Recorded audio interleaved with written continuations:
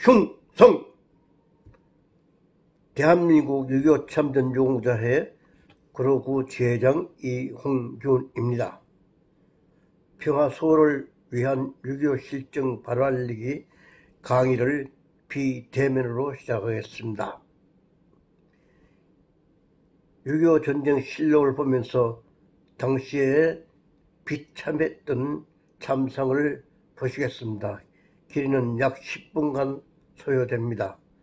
영상 출처는 대한민국 역사박물관 영상자료 제3권에서 발췌했습니다.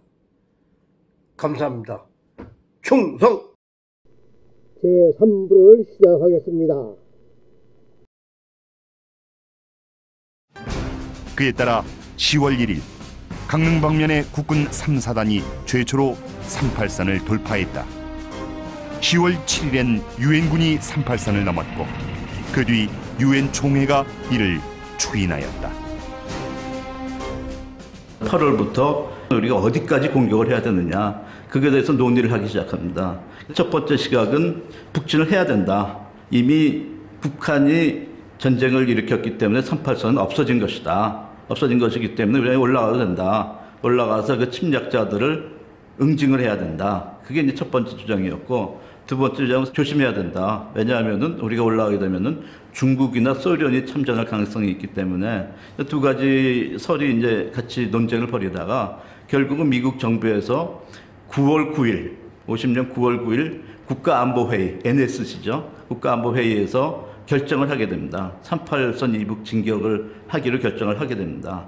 근데 이거는 이제 미국에서 결정을 한 거고, 유엔군이 38선을 넘기 위해서는 유엔에서의 새로운 결의안이 필요했습니다. 10월 7일에 유엔 결의안 총회에서 결의안이 나오고 10월 19일 국군 1사단이 가장 먼저 평양에 입성했다. 국군 중 선두부대는 압록강에 도달했고 유엔군도 한반도에서 공산군을 몰아내기 위한 마지막 공세에 몰입했다. 모두들 전쟁이 막바지에 이른 것으로 생각했다.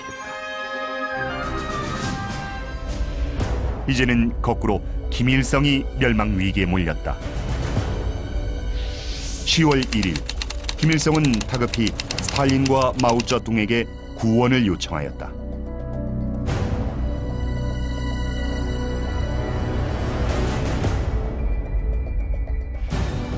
또 김일성은 10월 12일 비밀리에 평양을 탈출하여 14일 평안남도 덕천으로 옮겼다가 19일에는 평안북도 대유동으로 옮겼으며 그 후에도 미군의 폭격을 피해 압록강변의 오지로 옮겨 다녔다.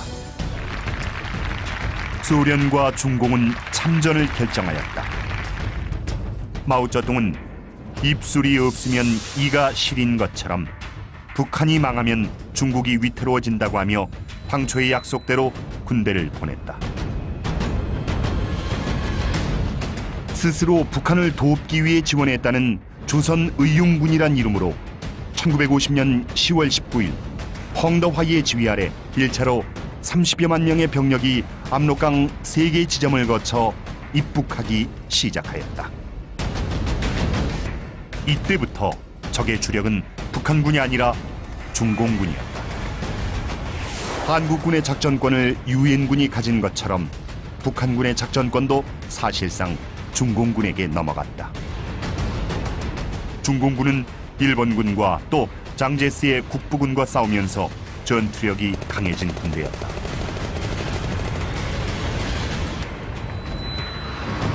소련군도 1950년 11월부터 참전하였다. 소련군은 공군을 참전케 했다. 스탈린은 미국과의 확전 가능성을 우려하여 소련군 비행기를 중공 항공기인 것처럼 꾸몄고 조종사는 중공군 복장에 중국어를 쓰도록 교육받았다. 중공군은 유엔군과 한국군이 북한 깊숙이 들어오기를 기다렸다가 11월 1일 평안북도 운산 일대에서 일제히 공격을 개시했다. 미처 대비하지 못한 유엔군은 큰 피해를 입었다. 평양을 거쳐 초산까지 진격한 국군이 중공군의 포위 공격을 받았고 운산 북방 구봉산에서도 중공군의 포위되었다. 그리고 압록강을 향해 진격하던 유엔군 역시 중공군의 압박에 악전고투해야 했다.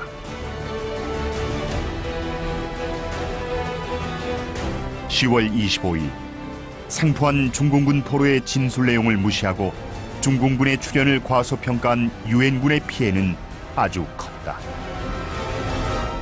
중공군의 참전 가능성에 관해서는 많은 사람들이, 많은 전문가들이 주의를 경고를 하고 또 실제로 그 징후에 관한 얘기도 보고를 했습니다만, 메가더 사령부, 특히 메가더 원수가 중공군 참전에 관한 가능성을 애써서 부인했습니다. 참전한다고 하더라도 소수 부대일 테고 충분히 유엔군 전력으로 압도할 수 있다고 판단을 하고 있었고, 계속해서 이 압록강까지 진격하도록 명령을 했습니다. 따라서 최고 사령부의 그런 정책적인 또는 전략적인 판단이 중공군의 어떤 참전을 충분히 예상하지 못했고, 중공군이 참전했을 때 실제로 선방 잘 대응할 수 없는 그런 상황이 됐습니다. 일명 크리스마스 공세였던 11월 24일 최종 공세에서도 큰 손실을 입은 유엔군은 남쪽으로 후퇴하기 시작했다. 당시 메가더가 예상했던 참전 중국 인민지원군의 숫자는 약 8만에서 12만 사이라고 예측하고 있었습니다. 하지만 실제로 당시 참전했던 중국 인민지원군의 숫자는 거의 60만 명 이상의 숫자로 확인되었습니다. 따라서 크리스마스 대공세, 즉 1950년 12월 25일까지 한만 국경선까지 진격해서 전쟁을 종결하려고 했던 메가더의 구상은 대규모의 중국 인민지원군의 참전으로 좌절하게 된 것입니다. 동북방면의 유엔군도 엄청난 수의 중공군과 맞닥뜨렸다. 북한의 임시 수도 평안북도 강계를 점령하기 위해 함경남도 장진호로 진출했던 미 해병 1사단은 10배나 많은 중공군 7개 사단의 포위 공격을 받았다. 11월 27일부터 12월 11일까지 15일간 영하 20~30도의 혹한 속에서 치른 장진호 전투에서 미 해병 1사단은 3천여 명의 전사자 등 사상 최악의 피해를 입었으나 중공군의 남하를 저지하고 성공적으로 철수하였다. 이미 남쪽의 원산 방면이 차단당했기 때문에 유엔군은 12월 23일까지 흥남에서 철수했다. 이때 자유를 찾는 북한 주민 10만여 명도 유엔군과 함께 탈출하였다.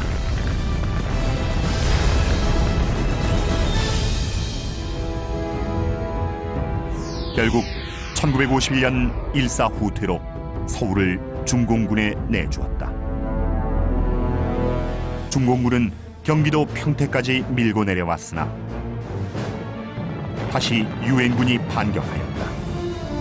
유엔군은 1951년 3월 15일 중공군에게서 서울을 되찾았고 여세를 몰아 3월 말엔 38선을 회복하였다. 1951년 4, 5월 중공군의 춘계 공세 이후 양측 모두 무력으로 상대를 굴복시킬 수 없다는 것이 분명해졌다. 전선은 교착되었으며 휴전이 모색되었다. 미국과 소련은 마쿠 접촉에서 휴전에 동의하였다.